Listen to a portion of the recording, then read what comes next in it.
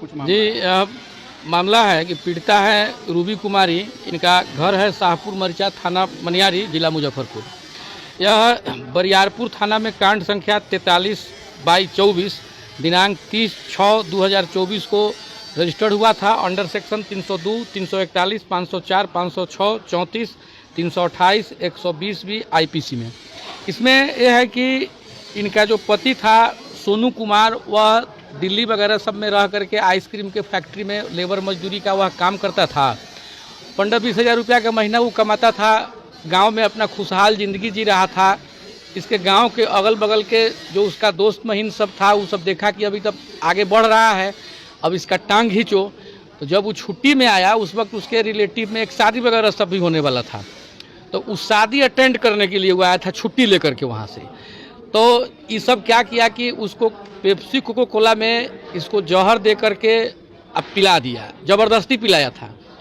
और जब वो छटपटाने लगा तो इसका चर्चा लगा होने, गांव में हल्ला हुआ कि भाई ऐसे ऐसे बात हो गया है। सब लोग दौड़ा, ये भी गई।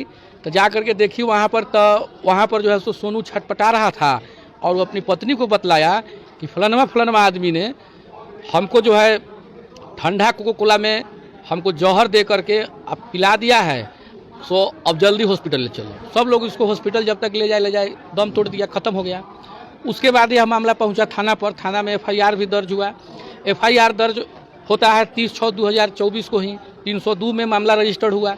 आज तक पुलिस इसके पास में न गया है बयान लेने के लिए, न इसका कोई खोज खबर लेने के लिए। इस बीच में क्या हुआ कि इन लोगों को वहाँ पर अब सारे जो कांड के जो नामजद अभियुक्त लोग हैं, ये नामजद अभियुक्त लोग अब उनके घर पर पहुँच जाता है कि अब केस को उठा लो, कंप्रोमाइज़ करो, मामला को सॉर्ट आउट करो, नहीं तो तुम्हारे दोनों बच्चा को जो है हम ख़त्म कर देंगे।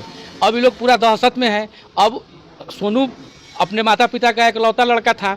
उसके पिताजी गांव में रहते थे, खेती बटारी करते थे, लेबर मजदूरी का काम करते हैं। उनके पिताजी उस अभियुक्त के खौफ से गांव छोड़ करके मुजफ्फरपुर में अब लेबर मजदूरी आइसक्रीम वगैरह बेचते हैं, अपना बेचने लगे। अब वो सब क्या करता है कि अब वो सब इनके बच्चे को अब ख़त्म करने के लिए अब वो सब साजिश कर रहा है। दौड़ते हुए ये लोग अब यहाँ मुजफ्फरपुर आते हैं। हम लोग कोर्ट में भी प्रोग्रेस रिपोर्ट के लिए हम लोग आवेदन दिए कि कोर्ट से प्रोग्रेस रिपोर्ट मंगवाते हैं। उस सब मामले को दबा देता है थाना।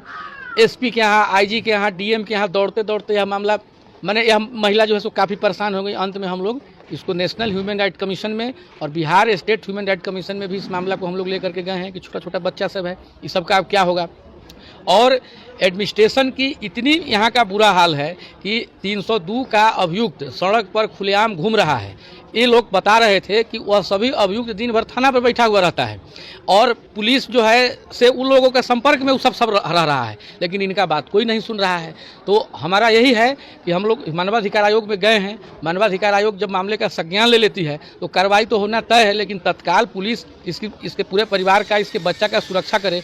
और आप लोगों के माध्यम से हम ये बताना चाहते हैं कि लोग देखें कि मुजफ्फरपुर जिला प्रशासन की क्या लैचेज है कि एक 302 का अपराधी कहीं पर भी घूम तो रहा है सड़क पर, और जो एक विधवा महिला है वह न्याय के लिए न्यायालय से लेकर के SP साहब तक, थाना से लेकर के फिर कोर्ट तक ले, फिर DM साहब तक की बउआ रही है। अभियुक्त सरेआम घूम रहा है और थाना हाथ पर हाथ रख करके बैठा हुआ है और 2 बच्चा है। दहशत एकदम खौफ में, जो पढ़ने लिखने वाला उम्र है बच्चा सबका, ये लोग दहशत और खौफ में जी रहा है। तो ऐसी तो जो है स्थिति हो चुकी है।